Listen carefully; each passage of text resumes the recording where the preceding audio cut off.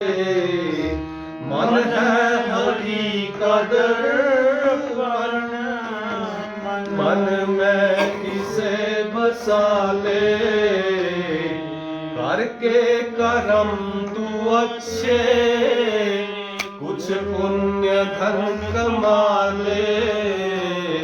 करके करम तू अच्छे, कुछ पुण्य धन कमा ले। ये सोच ले अभी तू, फिर वक्त ना है आज। कोई नहीं है तेरा, क्यों करता मेरा मेरा। कोई नहीं है तेरा, क्यों करता मेरा मेरा।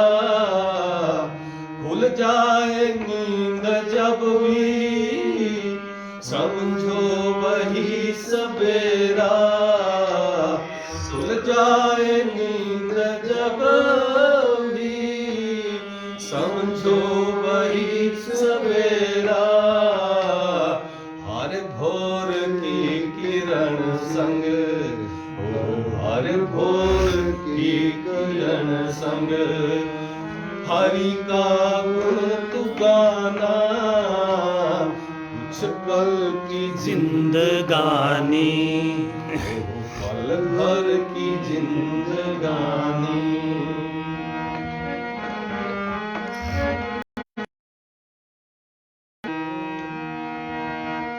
आएगी वो घड़ी जब कोई न साथ देगा। आएगी वो घड़ी जब कोई न साथ की जिंदगानी। पल भर की जिंदगानी, कुछ पल की जिंदगानी। सच्चिदानंद भगवान की जय। श्री गुरुदेव महाराज की जय।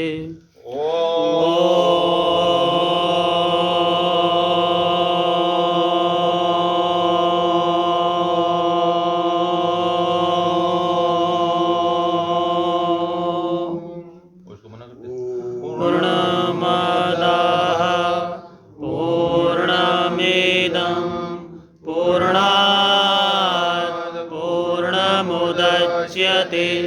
पूर्णस्य पूर्णमादाय पूर्णमेवावशिष्यते।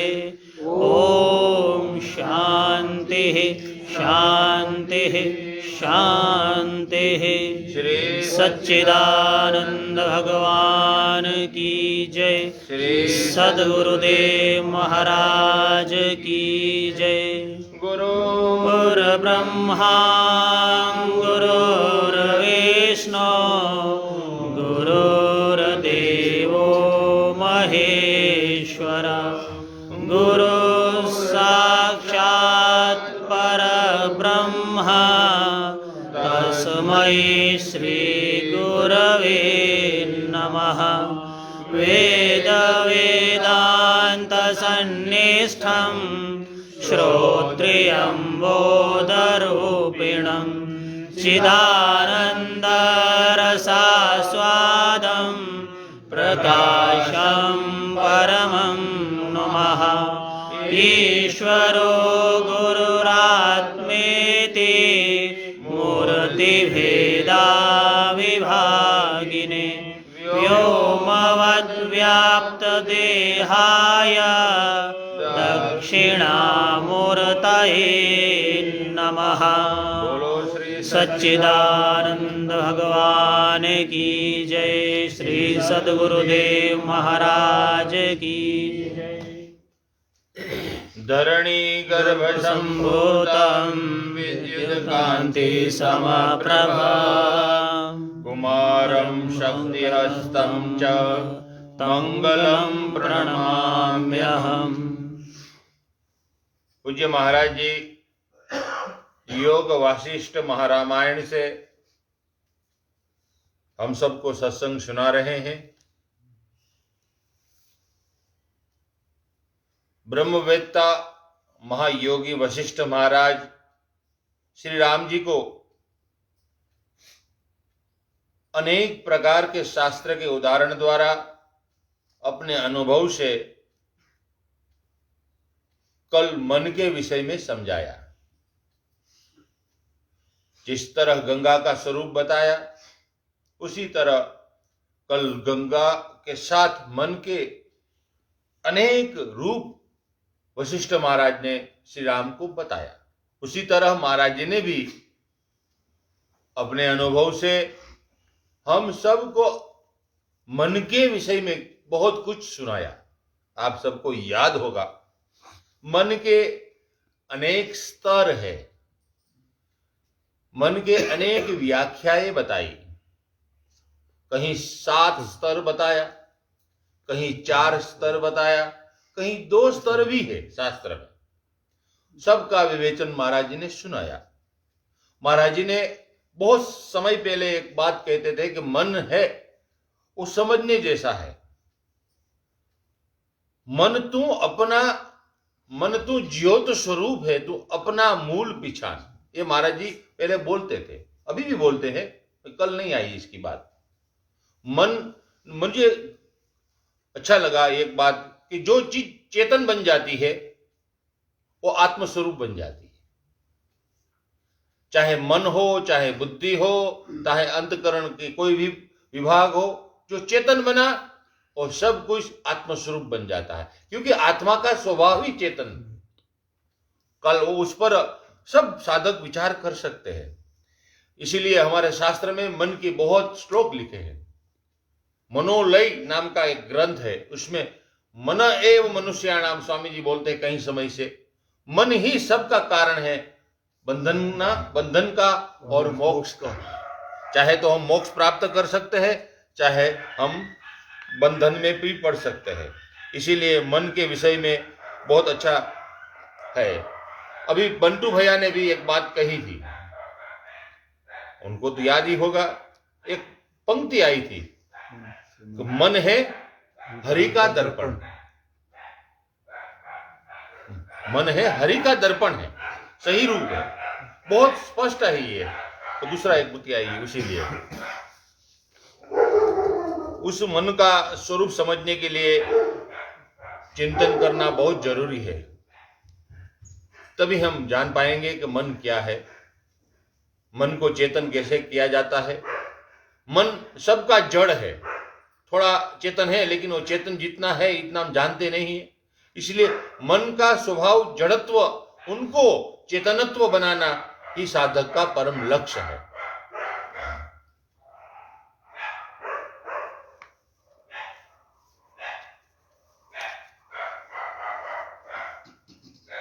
बड़ी नात हो गई इसकी भी।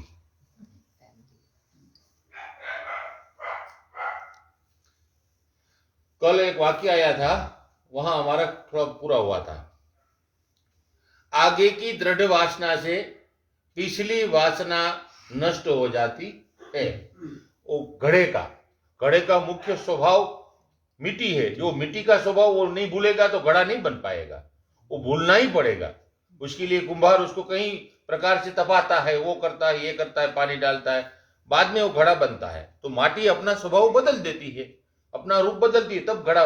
उसी तरह साधक को अपने मन को समझना है तो चेतन का संग करना चाहिए। चेतन का संग नहीं करेगा तो पुनरपि जननम पक्का है। चलिए आगे। कई महात्माओं ने श्लोक लिखकर भेजे मन के विषय में, और रविवार को लेंगे हम, आज नहीं, संडे को उसकी बारी। महात्मा जी को सबको प्रणाम। वशिष्ठ महाराज कहते हैं, रघुनंदन, भगवान ब्रह्मा ने पूर्व काल में मुझसे यह बात कही थी। उन्हीं का आज मैंने तुम्हारे समक्ष वर्णन किया है। मेरा कोई सामर्थ्य नहीं है कि मैं उनका वर्णन कर पाऊं, लेकिन ब्रह्मा जी ने मुझे प्रेम से पुत्र मानकर, शिष्य मानकर ये बात, गुप्त बात सुनाई थी। और ये एक बात और कही थी कि जो चेतन का प्रचार करता है, चेतन का प्रसार करता है, चेतन का चिंतन करता है, उनके जीवन में चेतन बहुत कुछ प्रदान करता है। इसलिए चेतन का ही प्रसार और प्रचार होना चाहिए। चेतन ही नाम है, चेतन ही नाम है।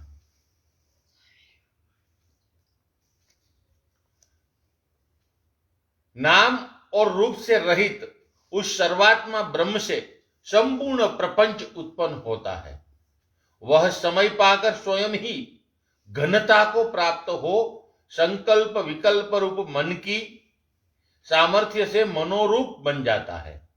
इसीलिए श्री राम जो है उन्हें तुम परमात्मा का समष्टि मन ही समझो। वाह, अच्छा दिया है, एक बार सुनने जैसा है। वह समय पाकर स्वयं ही घनता को बुद्धि का रूप, समष्टि बुद्धि, समष्टि बुद्धि, व्यक्तिगत बुद्धि मेरी अपनी नहीं। अच्छा, व्यापक महत का बुद्धि, समष्टि बुद्धि को महत्व है और उसमें मैं अपना बीज रखता हूँ, ऐसा करके। हम बीजम सर्वभूतानां। ये समष्टि जो बुद्धि है, हाँ जी, हाँ जी। व्यापक, और वो ब्रह्म का ही रूप माना जाता है, वही महत्व कहलाता है। चलता नहीं हो रहा, ब्रह्म ही है। समष्टि मन रूप तत्व, नहीं चल रहा था ना। सांभो, समष्टि मन रूप तत्व ही जिनका आकार है, वे भगवान ब्रह्मा संकल्पमय होने के कारण जिस वस्तु का संकल्प करते हैं उसी को देखते हैं। तदनंतर उन्होंने इस अविद्या की कल्पना की। अनात्म में आत्मा का अभिमान होना ही इस उन क्रमशः पर्वत, तृण और समुद्र रूप इस जगत की कल्पना की। इस प्रकार यद्यपि क्रमशः परब्रह्म यह सृष्टि आई है और ही किसी से उत्पन्न हुई दिखाई देती है। अतः श्री राम तीन लोकों के भीतर वर्तमान संपूर्ण पदार्थों की उत्पत्ति ब्रह्म से ही हुई है। ठीक उसी तरह जैसे तरंगों की उत्पत्ति समुद्र से होती है, जो अन्य व्यष्टि चेतन शक्तियां अर्थात प्राणी है, वह सब वास्तव में सर्वशक्तिमान ब्रह्म से अभिन्न ही है, साक्षात ब्रह्म स्वरूप है, ऐसा भी कह सकते हैं। जब यह जगत विस्तार को प्राप्त होता है, तब वे ही प्राणी समष्टि मनरूप ब्रह्मा से पूर्व कर्मानुसार विकास को प्राप्त होते हैं।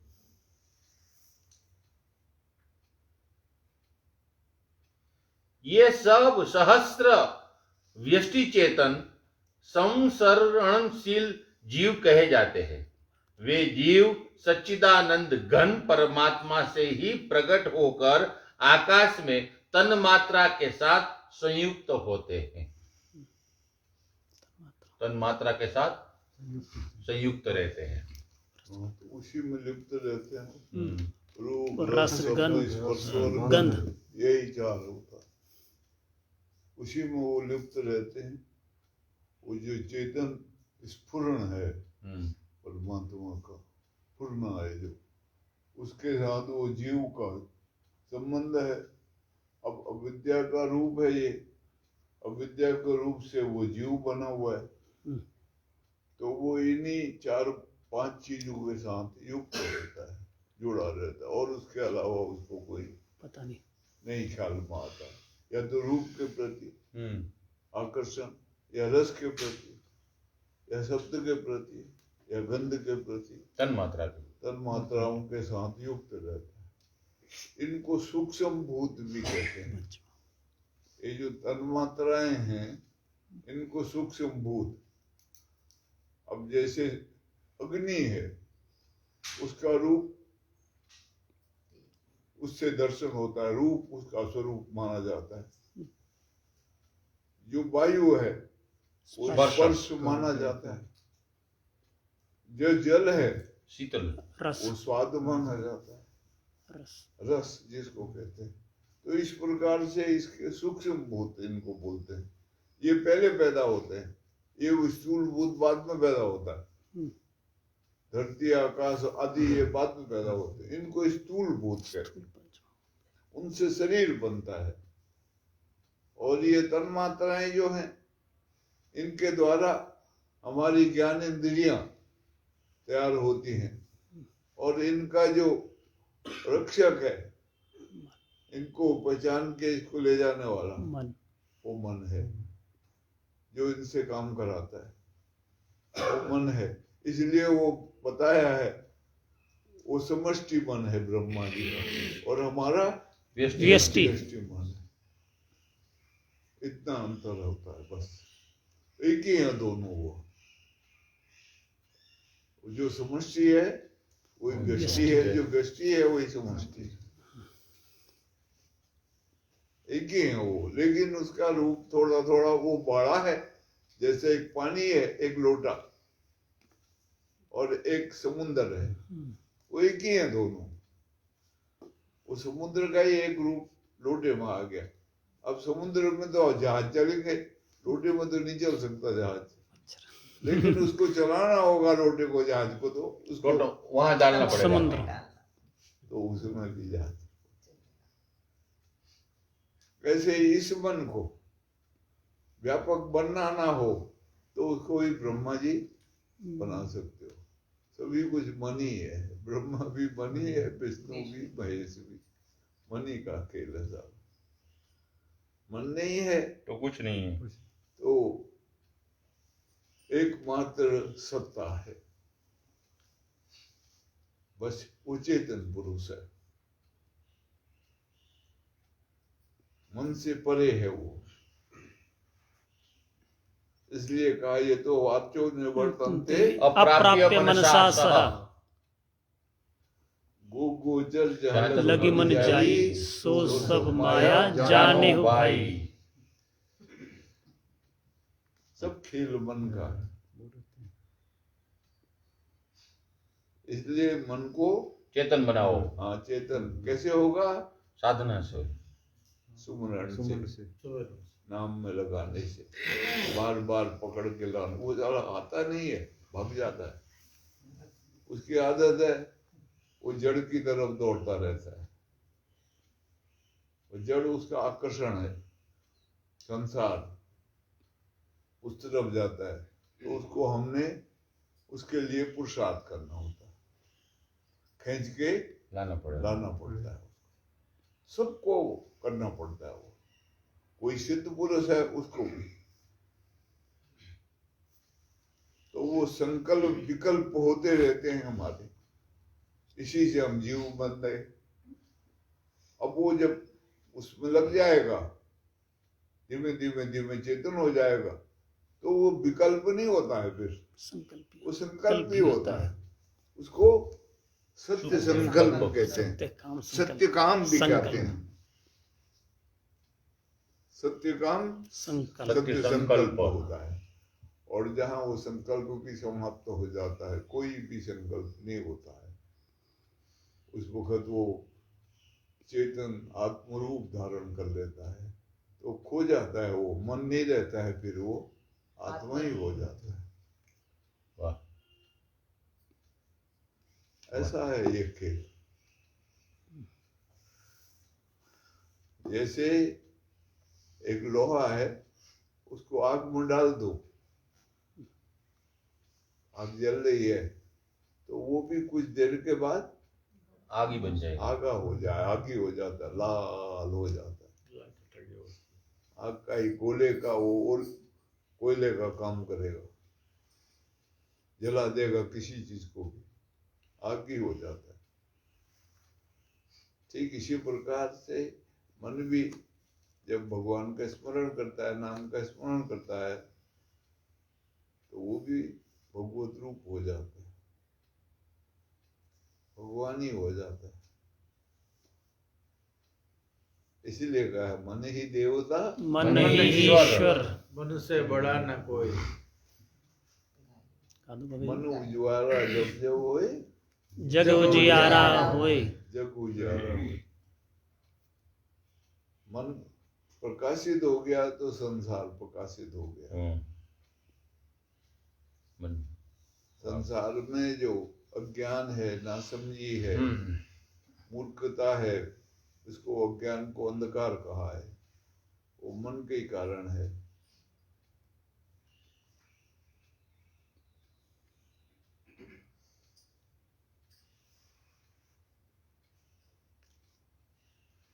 ये मन का इतना चला था। जामनगर में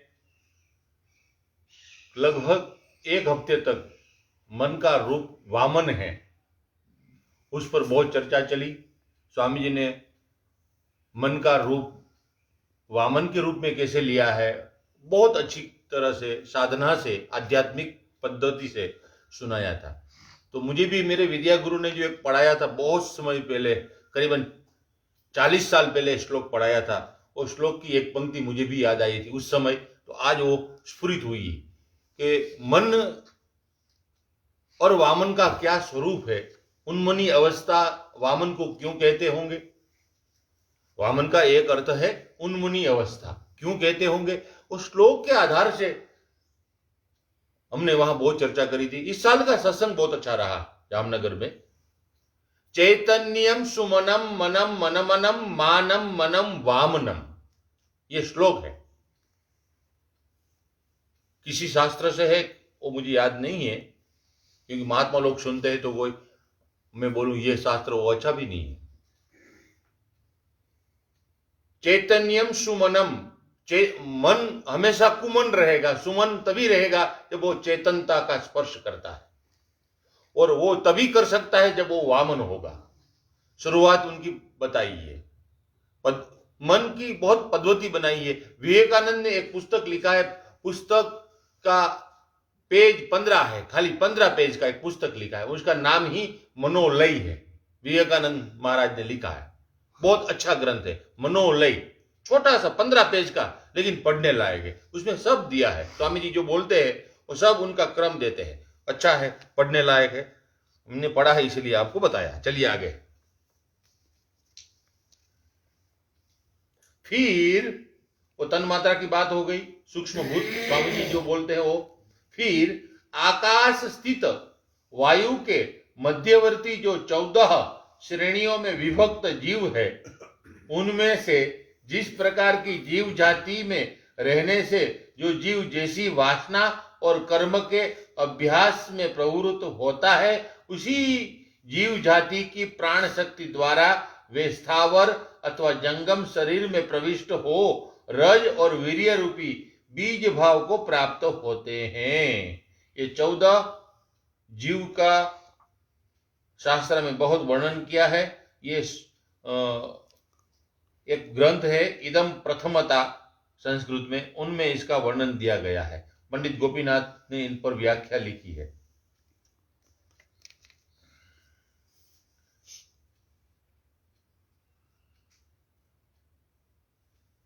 तत्पश्चात योनि में जगत में जन्म ग्रहण करते हैं, तदंतर वासना प्रवाह से अनुसार अपने कर्म फल के भागी होते हैं।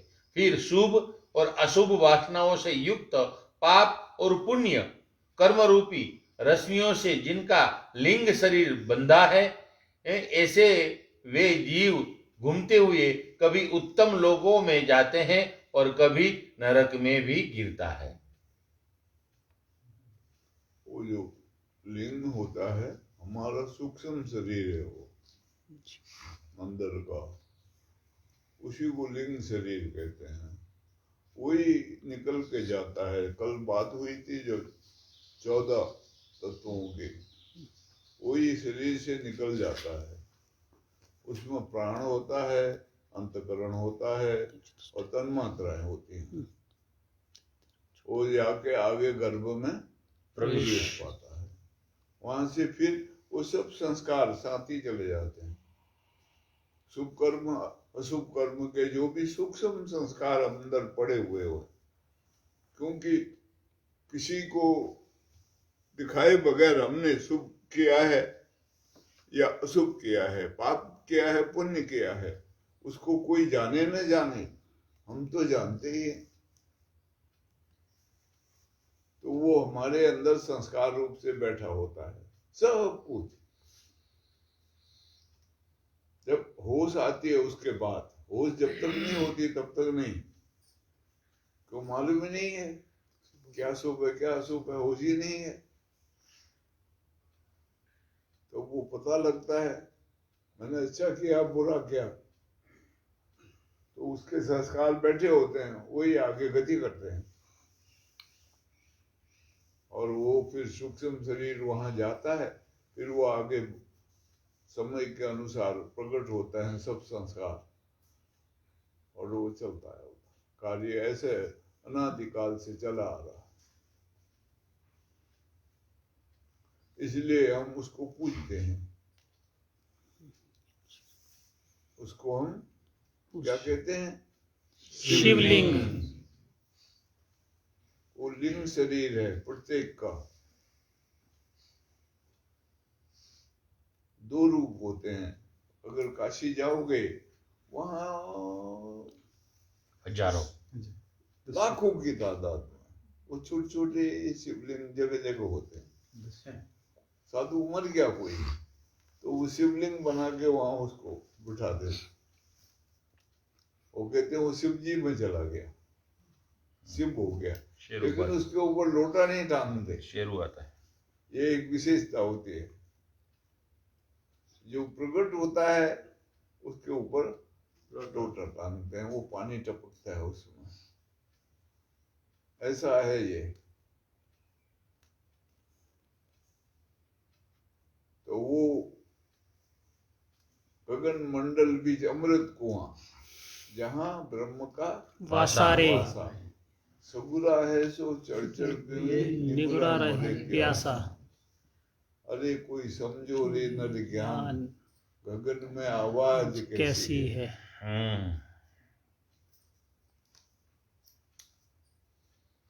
ये कई कई ढंग से समझाया। यही था विषय असल में वहां जो कांचीपुरम में रखा था, वेदाहमेतम पुरुषम महांतम आदित्य वर्णम तमसः परस्तात्, यही था वो।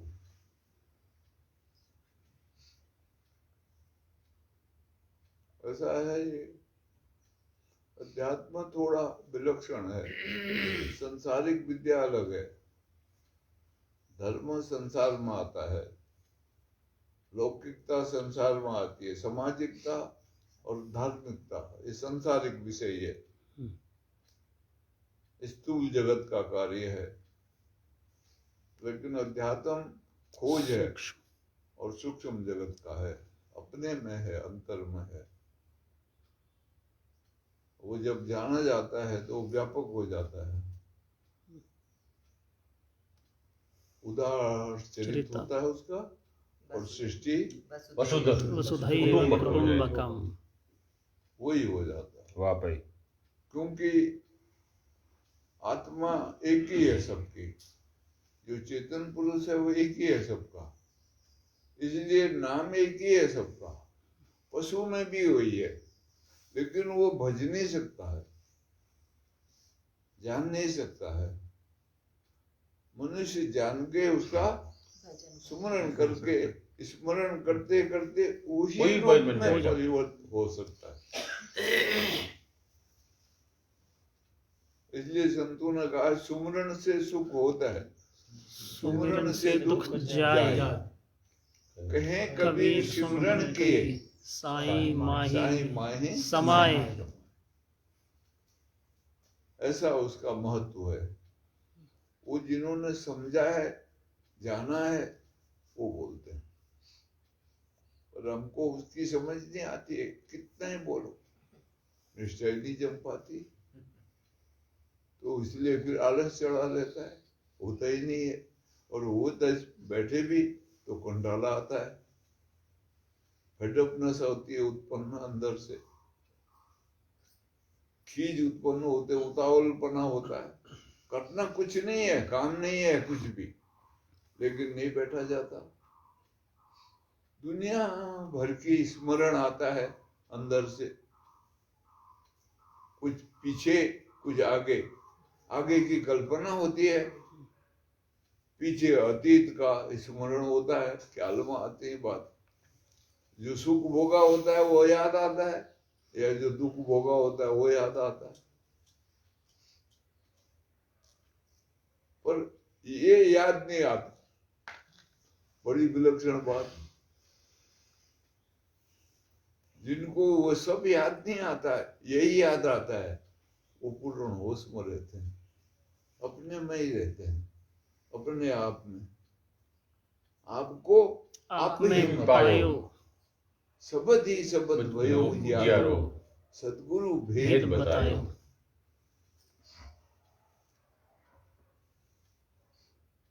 अभी आपको पाया ही नहीं है, रास्ता बताते हैं साधु संत महात्मा गुरुजन हमारे हमको, लेकिन चलना हमको पड़ता है। कोई वहां पहुंचा नहीं सकता, किसी की बाप की ताकत नहीं है।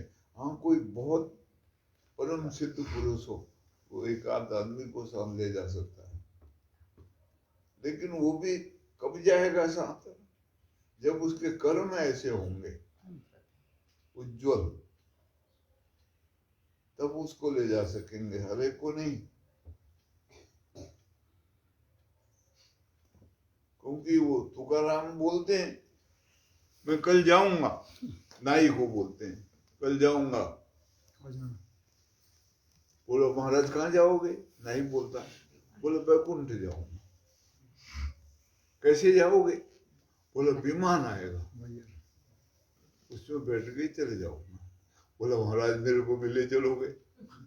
बोला हाँ हाँ आ जाना कल, एक को तेरे को ले जा सकता, एक को ले जा सकता हूँ। अपनी औरत को बोला तो औरत नहीं माने, उसका हाथ भी पकड़ा उन्होंने, उसने झटक दिया हाथ। जाओ जाओ, ऐसी उल्टी सुलटी बातें बकवास करते रहते हो। वो झगड़ा बहुत करती थी, पर कुछ न कुछ अच्छी बातें होती है, कुछ खराब भी होती है। बिल्कुल ही खराब कोई नहीं होता है, बिल्कुल ही अच्छा कोई नहीं होता, बीच में लड़के होते हैं। तो उसकी एक आदत बहुत अच्छी थी, खाना वो खिलाते उनको खिलाए बगैर खुद नहीं खाती थी कभी। जब उसको खिला लेगी, वो कैसी मेहनत करके मांग मूंग के ला करके उसको खिला लेगी, तभी खुद खाएगी। ये आदत अच्छी थी उसकी, लेकिन वो कर्कशा झगड़ालू बड़ी भारी। तो हाथ झटक दिया, ये चले आए। तो वो नाई आ रहा था बैलगाड़ी में बैठा हुआ। ये देहो सर्ग जगह है वहां बनी हुई, वहां पर की बात है। वो सड़क के बिल्कुल किनारे हुआ है अभी तो वहां की बात है वो। तो वो उसको बोला, उसने राम राम भगत जी कहा, तो अरे आ गया तू, चल आप मेरे साथ। वो देख वो विमान आया है, मैं जा रहा हूं। तो वो कहता है भगत जी मैं पटेल साहब की दाढ़ी बना के आता हूँ भूले नहीं गए। पटेल साहब ने बुलाया है, गाड़ी भेजी हाँ, है, सब तो मैं बोले। उसकी दाढ़ी बनाने जा, हजामत बनाने जा। बोला तेरी मर्जी। वो साक्षी रहा था पर देखने वाला, और तुकाराम ऐसे जाते जाते जाते खो गए। अब वो विमान है कैसा है उसको तुकाराम जानते हैं, औरों को तो नहीं दिखेगा। तो तुकाराम जाते जाते देव स्वर्ग नाम की जगह है, मैं इनको ले हाँ, जाता हूँ। बहुत ही अच्छा महाराज, बहुत ही अच्छा। हाँ हाँ, एयरपोर्ट है એવું નાનકડું એનું જવાનું। लेकिन ये श्रीचंद बाबा जो थे, गुरु नानक देव के लड़के बड़े, वो अपने सेवक को ले गए साथ। कलाम है, कमाल। उसका शरीर नहीं मिला किसी को, उनके सेवक था कमलिया, और श्रीचंद बाबा ऐसे चले गए। लेकिन वो कमलिया ने यहाँ जगह है पठानकोट के वाली तरफ, अभी तो आर्मी का कैंप है वहाँ, बाट साहब नाम की जगह। वो जंगल रहा होगा उस जमाने में, लगभग 600 साल पुरानी बात है। तो यहाँ उन्होंने बैठ के साधना करी थी नाथ ब्रह्म की, और 30 वर्ष तक वहीं रहे, वो कहीं गए नहीं। वो कमलिया मांग के लाता था और उनको खिलाता था, उनकी सेवा करता था। वो नानक देव ने उसको बोला था, क्योंकि वो गद्दी जो थी, गुरु गद्दी, नानक देव ने उसको नहीं दी। वो उनका एक भगत था, लहणा नाम था उसका। वो बाद में अंगद देव नाम से प्रसिद्ध हुए। उसको गले लगाया था नानक देव ने, तो अंगद देव नाम पड़ गया। तो उसको गद्दी दी। और फिर ये जब नाराज हो गया बाप से बेटा, तो उसको बोला, बेटा ये गद्दी इसके लायक जो होता है उसको दी जाती है, तुम अभी इसके लायक नहीं हो, तुम जाके अपने अंदर लियाकत पैदा करो, तो तुम्हारी अलग गद्दी बन जाएगी, तुमको फिर इसकी जरूरत नहीं पड़ेगी, तुम्हारी अलग ही गद्दी हो जाएगी। तब उसको वो कहते हैं ना, भाव कुभाव अनख आलसहु नाम जपत मंगल दस दिशा हो। वो अनख चढ़ गई, अनख आ गई तो वो चल पड़े, घर से निकल गए। तो वो उनको पता था नानक देव को कि ये अब साधन करेगा। तो वो कमलिया इनका सेवक था, उसको बोला रहे तो इसकी सेवा में जाना और इसकी सेवा करना, जितना तेरे से बन पड़ा तेरा भी उद्धार इसी से होगा। तो वो यहाँ आए, कहते हैं बाट साहब में, यहाँ बैठ के 30 साल नाथ ब्रह्म की साधना करी। और कमलिया ने उनके टट्टी पेशाब भी उठाया। ऐसी अवस्था आ जाती थी, उनको होश ही नहीं रहता था। 2-2, 3-3 दिन वो समाधि से हो जाते थे। वो सारा कार्य कमलिया करता था और वही मांग के लाता था और उनको खिलाता था। इन्होंने कुछ नहीं किया भजन के अलावा। तब आखिरी समय में जाते टाइम कमलिया से बोला, मेरा हाथ पकड़ ले। कमलिया ने हाथ पकड़ा उनका और वो भी अदृश्य हो गए, इसमें खो गए। पंच तत्व पूर्ण रूप से चेतन हो गए। तो ये शरीर भी पूर्ण चेतन हो गया।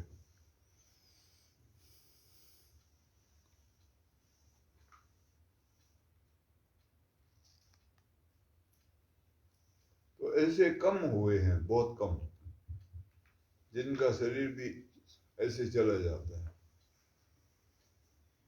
खो जाता है, प्रकृति में लीन हो जाता है। पंच तत्व भी ज्योतिर्मय हो जाते हैं, प्रकाशित हो जाते हैं, सब पूर्ण चेतन होते हैं।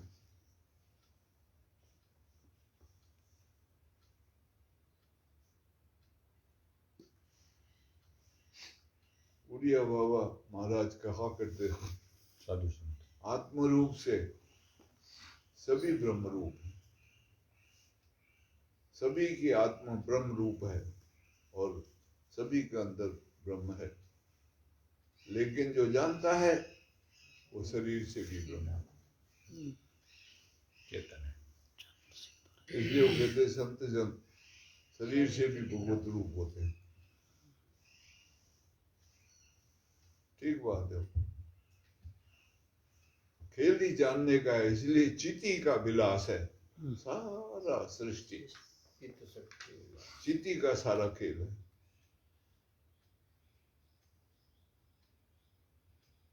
सत को चित ही जान सकता है।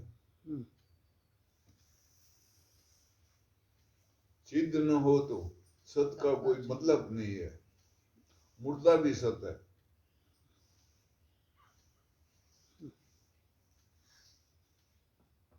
उसका भी कभी नाश नहीं होता है। पंच तत्वों से बना शरीर पंच तत्वों विलय कर देते हैं, इसलिए जला देते हैं उसको, वो फैल जाता है, नाश नहीं होता है। लेकिन चित्त का ही सारा खेल है। चिदी, चेतनता, जागरूकता, चेतन है तो जागरूक है, चेतन नहीं है तो मूर्छा। हम सब मूर्छा में हैं।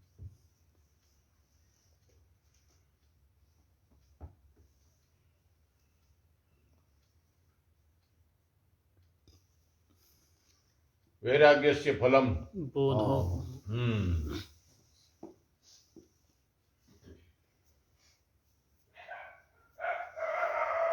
वैराग्यस्य फलम बोध।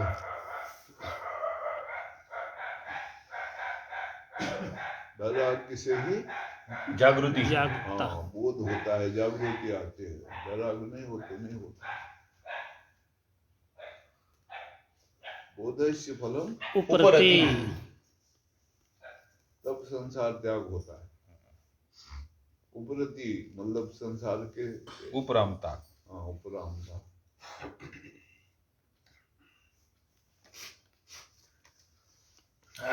वाह। जीवों की ये सब जातियां वासना रूप है। कितने ही जीव हजार जन्म तक कर्म रूपी बबंडर में पड़कर चक्कर काटते हुए जंगल के पत्तों की भांति जड़ जाते हैं और पर्वत के कुक्षी भाग में लुढ़कते फिरते हैं। कितने ही जीव जिन्हें सच्चिदानंद घन परमात्मा का ज्ञान नहीं है, अतएव वह मूर्छित है, वह मोहित है। वे असंख्य जन्म धारण करते हैं, चिरकाल से जन्म लेकर इस संसार में सैकड़ों कल्पों तक जन्म और मरण के परंपरा में बंधे रहते हैं। कतिपय जीव जिनके कई असुंदर जन्मांतर व्यतीत हो चुके हैं, वर्तमान जन्म में शुभ कर्म परायण हो इस जगत में विचरण करते हैं। कई जाति के जीव तत्व ज्ञान प्राप्त करके उसी तरह परम पद को प्राप्त हो गए हैं। जैसे वायु से उड़ाए हुए समुद्र के जल बिंदु पुनः समुद्र के ही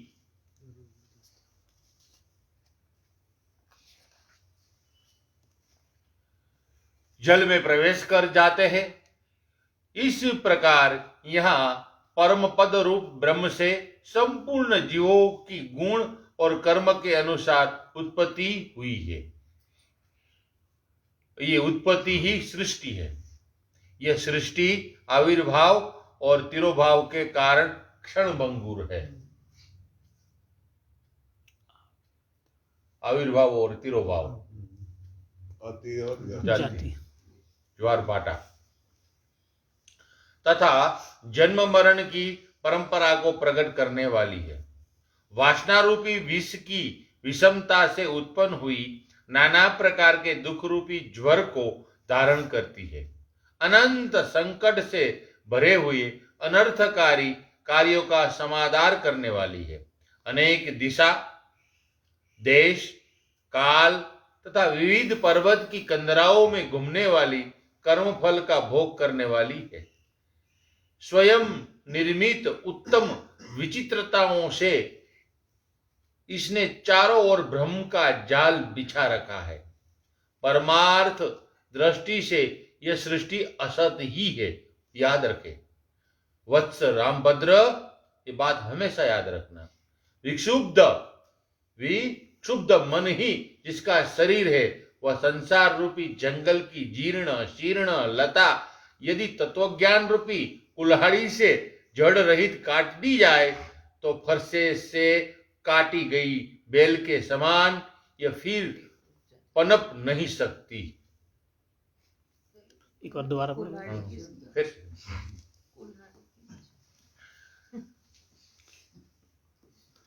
ज्ञान वासना रूपी विष की विषमता से उत्पन्न हुई नाना प्रकार के दुख रूपी ज्वर को धारण करती है। ये जीवन सृष्टि, वो जो बताया था ना, सृष्टि का बात चल रही है, या ये क्रम ये रखना। अनंत संकटों से भरे हुए अनर्थकारी कार्यों का समाधान करने वाली है। अनेक दिशा, देश, काल, विविध पर्वतों की कंदराओं में घूमने वाली कर्मफल का भोग कराने वाली है सृष्टि। स्वयं निर्मित उत्तम विचित्रताओं से इसने चारों ओर भ्रम का जाल बिछा रखा है। परमार्थ दृष्टि से यह सृष्टि असत है। वत्स रामभद्र ये हमेशा याद रखे। विक्षुब्ध मन ही जिसका शरीर है, विक्षुब्ध चंचल मन ही जिसका शरीर है, वह संसार रूपी जंगल की जीर्ण शीर्ण लता यदि तत्वज्ञान रूपी कुल्हाड़ी से जड़ सहित काट दी जाए तो फरसे से काटी गई बेल के समान यह फिर पनप नहीं सकती। तो ज्ञान इसीलिए फरसा हमेशा साथ में रखे। वो परसा ही असंग का शस्त्र है, असंग का शस्त्र है। असंग शस्त्र इसलिए स्वामी जी ने कुरुक्षेत्र में ये विषय रखा था और मेरे गुरुजी मुझे पढ़ाने वाले आज तक मुझे मैं नहीं भूला। वो इतना अच्छा बोले थे इस पर, ये प्रसंग पर। असंग शस्त्रेण दृढ़ेन छित्त्वा। वो कर्म की डोर से बांधा, कभी नीचे कभी ऊपर, बिन ज्ञान पड़ा रहे जीव योनि में, नहीं बिन ज्ञान निस्तारा। समझ कर देख ले बंदे, मोक्ष का पंथ है न्यारा। वाह भाई वाह। अलग है वो, अलग कहते हैं। कर्म की डोर से बंधे हुए शुभ कर्मों का फल भोगने आते हैं, अशुभ कर्मों का फल भोगने आते हैं। कर्मों का फल बार बार जन्म और मरण चलता रहता है। तत्व ज्ञान से ये कट जाता है। कर्म कहाँ से हो रहे हैं, कौन कर रहा है, इसकी जानकारी मिले पूरी, चिंतन से होगा। वो भजन के बाद जो चिंतन होगा उसके द्वारा ये सब रहस्य प्रकट होने लगते हैं। तो धीरे धीरे जीव अकर्ता भाव को प्राप्त होता है, कर्तापना छूट जाता है। जब तक कर्तापना है तब तक जन्म मरण चलता रहेगा।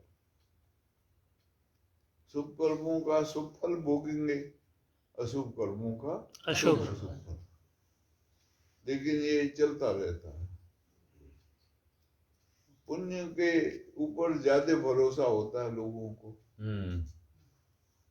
ज्ञान का तो बड़ा मुश्किल है समझ पाना, उसके ऊपर भरोसा ही नहीं होता। इसलिए वो पुण्य ज्यादा, कई समाज है जैसे जैन समाज है, पुण्य को ही मानता है सब कुछ। वो कहता है कलयुग में कोई मुक्ति नहीं पा सकता है, उसको ज्ञान नहीं हो सकता कहते। और स्त्री को तो होगा ही नहीं कहते कभी, उसको पुरुष योनि में आना पड़ेगा तब होगा। वो स्त्री को कभी ज्ञान नहीं होगा। उन धर्म मल्लिकानाथ थे। कई कई विचारधाराएं ऐसी होती हैं, और पश्चिम में जो विचारधारा है उसमें तो मतलब ही नहीं है इसका, जानते ही नहीं, वो खबर ही नहीं है उनको। वो खाओ पियो मौज करे में जीते हैं। अब धीरे धीरे प्रचार हो रहा है संस्कृति का, थोड़ा थोड़ा।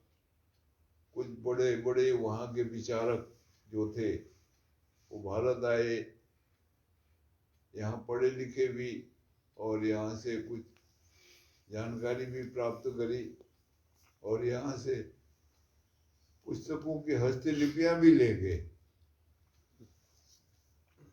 तो धीरे धीरे समझ आ रही है, पर बहुत कम, 1% भी नहीं है।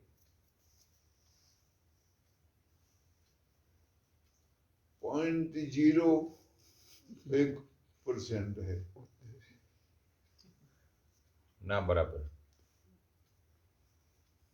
तो ऐसे समाज हैं बहुत से जहाँ ये वो है, लेकिन ये जो हमारी समाज है इसमें बहुत से संत महात्मा होते हैं वो अकर्ता पुरुष हो जाते हैं। धीमे धीमे अंदर से उनको भाव उत्पन्न होता है और वो जानते हैं कर्म किसके द्वारा हो रहा है, कौन कर रहा है। हम नहीं हैं, हम दृष्टा हैं, खाली साक्षी हैं हम, कर्म के दृष्टा हैं हम। जैसे कोई कर रहा है तो मैं देख रहा हूँ उसको, इसी तरह ये शरीर भी कर रहा है तो मैं इसका दृष्टा हूँ, करता नहीं हूँ। ऐसे भाव भी अगर आ जाए, ख्याल में बात बैठ जाए, तो कर्म की निर्जरा कहते हैं। छूट जाता है कर्म, खत्म हो जाता है। करता नहीं है तो कर्म नहीं है, करता है तो कर्म है। यहाँ सब हो रहा है, कर कोई नहीं रहा है, अपने आप हो रहा है। प्रकृति में, प्रकृति का ऐसा स्वभाव है। तो ये सब विचारधारा पैदा हो कब होती है? जब अंदर का स्थिरता आती है। अगर अंदर में हलचल हो, वो सुप्तता जिसको बोला है उन्होंने, विशुद्ध, तो वो उसी में वो ख्याल नहीं आता है अंदर से। ख्याल संसार का ही आएगा और उसी में वो दौड़बाज करता रहेगा। वो हलचल खत्म ही नहीं होती है। बैठ के भजन करने का मतलब भी एक और होता है कि अंदर से हलचल शांत हो, स्थिर हो।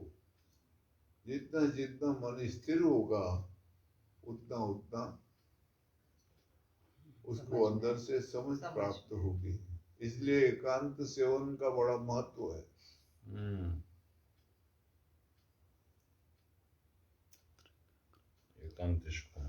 तो ये सत्संग आदि सुन के कोई अच्छी विचार ग्रहण करके इसके ऊपर थोड़ा आचरण करे तभी संभव होता है। आचरण न करे तो मनोरंजन होता है। ये भी सब मन बहलावा इसको कहते हैं। बस दो रूप है, एक मन बहलावा टीवी से होता है, सिनेमा से होता है, मौज शौक घूमने फिरने से होता है, खेल कूद से होता है। ये संसारिक मनोरंजन है। दूसरा एक मनोरंजन होता है, तुलसीदास जी कहते हैं, बुध विश्राम सकल जन रंजनी, राम राम कथा कली विटप विभंजनी। जागे हुओं को विश्राम देता है। राम की कथा जो है वो जागे हुए जो लोग हैं, बुध विश्राम, जो जाग गए हैं, उनको विश्राम में ले जाती है, आनंद कराती है, शांति देती है। बाकियों का मनोरंजन मनोरंजन करती है। लेकिन राम की कथा है, कहते हैं कली को खत्म कर देती है। कली विटप विभंजनी। मनोरंजन भी अगर भगवान की चर्चा में लगे तो अच्छा होता है। ठीक है। अभी वो परसों डोगरू आया था, वो कह रहा था बद्रीनाथ जा रहा हूँ मैं, और 100 आदमियों को ले जा रहे, साथ ले जा। 70-80 आदमी साथ में ले जा रहा हूँ, कथा करूंगा बद्रीनाथ जाकर। पहुंच गया तो अच्छा है, तीर्थ में जा करके अगर ये मनोभाव बने ऐसा, वो बाकी है तो मनोरंजन होगी, लेकिन फिर भी अच्छे संस्कार बनते हैं। राधे राधे। संस्कार बनेंगे तो आगे को गति कभी न कभी उत्क्रांति होगी। हाँ, वो व्यवहार भी बनेगा। संस्कार के बगैर व्यवहार नहीं बनता। नहीं होता है। अच्छे संस्कार होते हैं तो अच्छा व्यवहार होता है, और संस्कारी उदंडकता के हैं तो व्यवहार भी उदंडता होगा। तो फिर वो आगे व्यवहार बनेगा। अच्छा व्यवहार बनेगा तो कोई साधु संत के पास जाएगा वो जरूर, क्योंकि व्यवहार अच्छा होगा। तो फिर वो कोई मार्गदर्शन होगा तो हो सकता है वो चले। थोड़ा लंबा है पर है, कभी न कभी पहुंचेगा। पहुंचेंगे। चल पड़ता है। वो लिखा है उन्होंने। और एक जगह में गया था बबाणिया, वहाँ एक संत हुए श्रीमद राजचंद्रन। उनका उज्जैन थे वैसे तो, लेकिन जैनियों ने निकाल दिया था उनको बाहर। कोई भी ऐसा प्रतिभा संपन्न कोई भी व्यक्ति किसी समाज में पैदा होगा तो समाज उसको बर्दाश्त नहीं कर पाता है, क्योंकि उसकी विचारधारा क्रांतिकारी हो जाती है। तो वो उन्होंने तो ढकोसला करना है, वो ढकोसला नहीं करेगा, तो निकाल दिया था उसको। अभी फिर वो जब शरीर छूट के चले गया तो फिर उन्होंने अपना लिया अभी वो उसको अपना वो मानते हैं, बड़ा इष्ट मानते हैं। अच्छा महात्मा। तो वो उनमें पूर्व जन्म को जानने की एक विद्या आती है, उसका नाम है जाति स्मरण विद्या। वो अपने पिछले जन्मों को देखते हैं। तो उन्होंने लिखा हुआ है कि मैं महावीर भगवान के साथ उनका गणधर था। अब महावीर भगवान को 2600 बरस हो गए, उनके साथ वो रहे थे। तो वो कहते हैं इतनी देर में मेरे को 3500 जन्म लेने पड़े।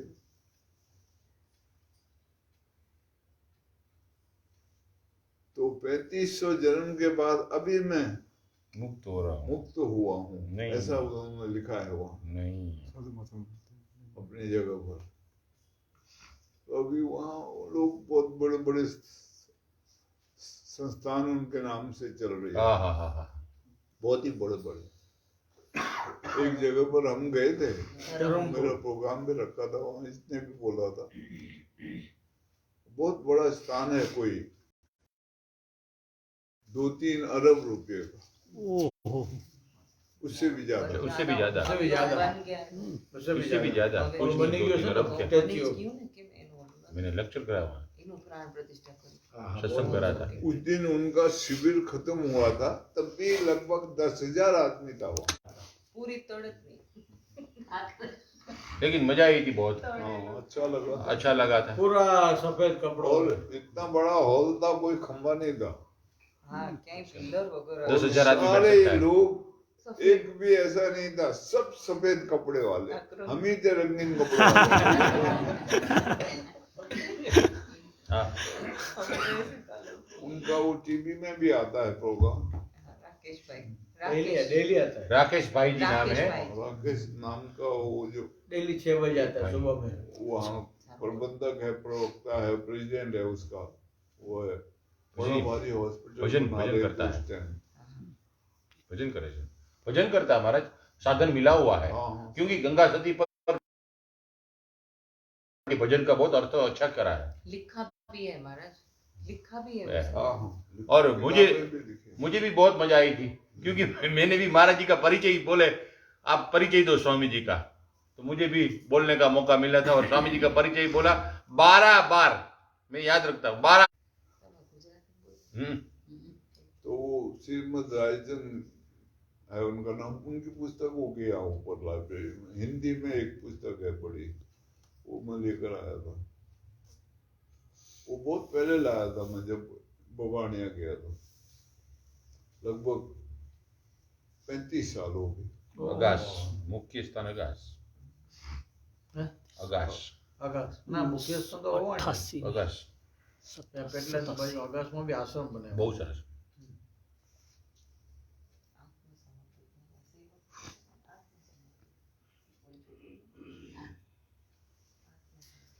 तो ऐसे ही वो ये कबीरराज गोपीनाथ जी ने लिखा है, दीक्षा होने के बाद भी 5-5 हजार जन्म लेने सामान्य છે। લીમડીની બાજુમાં છે ને ભાઈ। લીમડી બાજુ, महाराज मोरबी में बाजू। चल रहा वो तो। हाँ छे, तो गया था यहाँ में, સાયલા यहाँ में गया था, यहाँ में 3 दिन रोकाना था। બાપુનું वहाँ हम 3 दिन रुके हैं उनके स्थान पर। સાયલા ओ सूर्यनगर के पास जो है, चोटीला जाए, चोटीला से आगे से आता है ना भगत का गांव, वहाँ उन साइला गाँव में भगत इनका स्थान अच्छा है। शिविर करी थी हमने वहाँ। हाँ साइला साइला भगत नो साइला मालूम है। वो साइला में लालजी भगत। गुरु जी रहते थे। लालजी महाराज। हाँ लालजी महाराज लालजी भगत इनके श्रीमद रायचंद जी के वो स्थान है। वो मेरे पास आते रहे वहाँ के अनुयायी। एक वहाँ और था ब्रह्मज्ञानी नाम था उसका।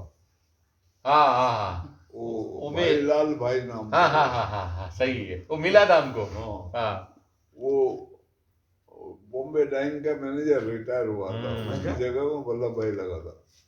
तो वो आता था दीक्षा मांग रहा था, बहुत जोर लगाया था उसने।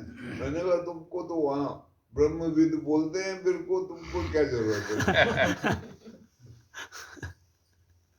तो वो वहाँ पर हाँ था, वो झाला साहब पहचान गए थे। हम्म। झाला साहब उनको पहचान गए थे। हाँ हाँ वो आता जाता रहता था। वो भी अच्छी जगह बने है। साइला में भी श्रीमद राजचंद्र का बहुत बढ़िया बना है। हाँ तीन दिन वहाँ रहे पर थे। वो श्रीमद रायचंद के गुरु माने जाते हैं वो। लालजी ने वो मानता उनके नहीं। अनुयायी आते थे। बल्कि वो जो है ना वो वॉक वाला वो जो जूते की दुकान है बड़ी, वॉकवेल वॉकवेल वाला, हाँ वॉकवेल वाला। वो वहीं का अनुयायी है वो। हाँ, अच्छा अच्छा आपके पास आता है। हाँ, बहुत आता था वो। चप्पल નથી ટોટો बोल बेटा वो गंगा सती किताब रात भर पढ़ता ही रहा, वो सोया ही नहीं। वाह जब रिलीज हुई थी रात भर वो पढ़ के खत्म की उसने। वो कहता है मेरे को ऐसा लगा उसमें आपने लिखा होगा कि ऐसे साधना करते हैं। वो तो लिखा ही नहीं। आपने खोला ही नहीं। मैंने कहा वो ऐसा लिखा नहीं जाता है। वो लोग आते जाते थे हाँ पहले। जी हाँ जी। वहाँ जॉय सोसाइटी बैठते। जब से ये स्थान बना ना अपना इधर रहना हुआ, तब तो ये लोगों का आना आना कम हो गया, क्योंकि थोड़ा दूर पड़ता दूर है। पड़ता है थोड़ा। हाँ। नहीं तो वहाँ आते थे वो जॉय सोसाइटी हाँ। में, जैन सोसाइटी में बहुत आते थे हम्म। जब वहाँ रहता था। सबसे ज्यादा तो कंचनजंगा में आते थे। वो एकदम सेंटर है ना हमारा। हाँ बीच में सेंटर में है, वहाँ रहता था ऊपर, तो बहुत आते थे वो। हम्म। वो जामनगर का पहला अपार्टमेंट है वो। हाँ वो किसी जमाने में वो 2.5 लाख रुपए में फ्लैट नहीं खरीदता था कोई, जब मैं उसमें था। 2.5 लाख रुपए महंगा बोलते थे जब। अभी उसकी कीमत है 60 लाख रुपया, तो भी नहीं मिल रहा है वहाँ। नहीं मैं उधर वो बिल्डिंग में नहीं। लोकेशन ऐसा है ना महाराज, ग्राउंड, क्रिकेट ग्राउंड सामने है, सामने है। लाल बंगलो वाला। अजिंक्य स्टेडियम, और बहुत फर्स्ट क्लास स्टेडियम है। बहुत ज्यादा। सबसे पुराना स्टेडियम है। हाँ वो रणजीत सिंह राजा वहीं खेलता रणजीत था। वहाँ ही खेलता था। और टर्फ विकेट है, टर्फ विकेट, अंग्रेजी बोलते हैं चलो। विकेट का नाम है। सदानंद